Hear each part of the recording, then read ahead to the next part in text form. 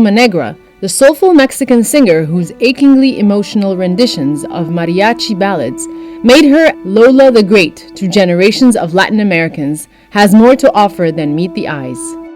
From being a Mexican singer and actress to television presenter, here are secret facts about Lola Beltrán that you may never know if you weren't told. But just before we begin, don't forget to watch this video to the end, smash the like button, subscribe, and leave a comment "I subscribed" in the comments, and we will try as much as we can to reply to you personally. Her real name is Maria Lucila Beltrán Ruiz. Born 7th of March 1932, Lola Beltrán may not just be who you think she is, her real name is Maria Lucila Beltrán Ruiz. Aside from being an actress, Beltrán is and was one of Mexico's most acclaimed singers of huapango music. In her native town of El Rosario, Sinaloa, Beltrán completed secretarial studies while she participated in singing competitions. She then moved to Mexico City but would not return often to Rosario, working as a secretary at Mexico's #1 radio station, XEW, where she was professionally discovered by radio announcer Raúl Mendívil. She performed her songs with a passionate voice. Beltrán's impassionate vocal tales captured the hearts of Mexican listeners, poor and rich, unknown and influential. She had an impeccable sense of choosing the material that was best suited to her voice and style, and in which she could capture life's melancholy essence. Over the course of 5 decades, Beltrán had already released over 100 albums and starred in more than 50 films. Lola Beltrán was the pride of her Pacific Coast state of Sinaloa. Its history of German, French, and Spanish settlement had shaped the folk balladeering she made famous, such as La Música Ranchera, the music of the ranch. Her songs of melancholy, love, hope, loneliness, and despair were performed with pride, in a passionate voice that ranged from the contralto to soprano. So whether she was singing in a palace or the ring of country cockfight, Miss Beltrán was a commanding figure in traditional lace shawls. Career.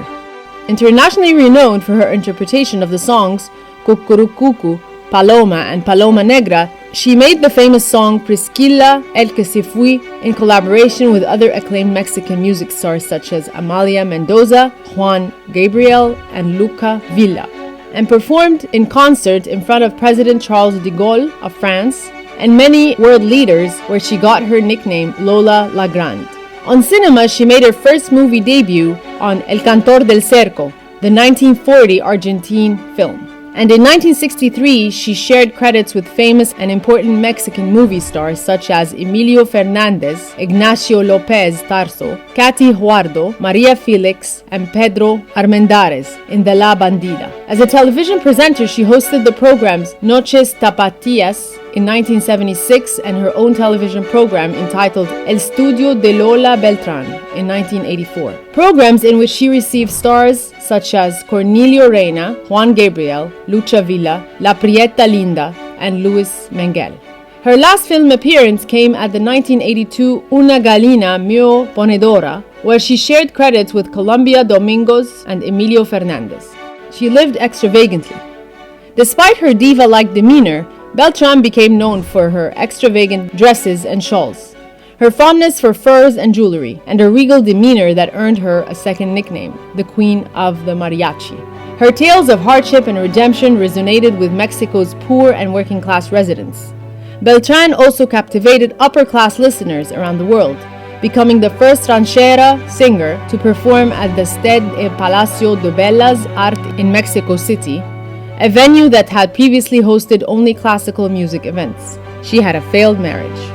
While Beltrán quickly gained popularity in pursuit of fame, she also had a taste of tumultuous relationship. Performing for nearly every Mexican president during her lifetime and touring throughout the world, she met and got married to bullfighter Alfredo Lil. But they got separated immediately after the birth of their daughter, Maria Elena Lil, who took the path of her mother in becoming a renowned singer. She entered the world of film in 1954 in El Tesoro de la Muerte. After appearing in dozens of films, most of them musicals, she obtained a starring role in the telenovela Mi Rival with Sabi Kamalich. From 1976 to 1985, she also hosted the musical shows Noches Tapatías and El Estudio de Lola Beltrán, respectively. The shocking news. Soon after recording Disco del Siglo, album of the century, with Luca Villa and Amalia Mendoza, Lola Beltrán died of a massive pulmonary embolism on March 25, 1996, at the Angeles Hospital in Mexico City. Her death shocked and saddened the entire nation, and as a testament to her popularity, thousands flocked to pay their respects both in Mexico City, where her body lay in state, at the Palacio de la Bellas Artes, and in her hometown of Rosario.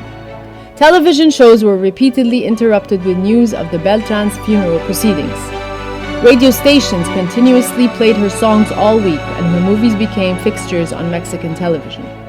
Beltrán's New York Times obituary described the singer in the words of Mexican novelist Carlos Fuentes: passion and desire, joy and risk, tenderness and the cry of existence are the wings of this dove that is the voice of Our Lady Lola Beltrán. Only the most acclaimed artists, recording artists, poets, writers, and actors are accorded this honor, and Lola Beltrán got it. Legacy. She was the first ranchera singer to perform at the Palacio de Bellas Artes, Palace of the Fine Arts, the premier opera house and concert hall in Mexico. She also sang in the Olympia Music Hall in Paris, the Tchaikovsky Hall in Moscow, and the Conservatory of Leningrad, now St. Petersburg in the former Soviet Union. Beltrán was honored in 1995 with her inclusion into a series of commemorative postage stamps issued by her native Mexico, honoring popular idols of radio. This was done in recognition of her lifetime achievement in the realm of popular music pop culture and her success in spreading an appreciation of Mexican culture throughout the world. No matter how short she lived, Beltrán remained known for her phrasing, inflection, and emotional vocal expression, and her legacy lives on. Which of these facts about Lola Beltrán interests you the most? Let us know in the comments below. And for more interesting celebrity videos, make sure you smash the red button to subscribe and the bell button to get notified of our upcoming clips.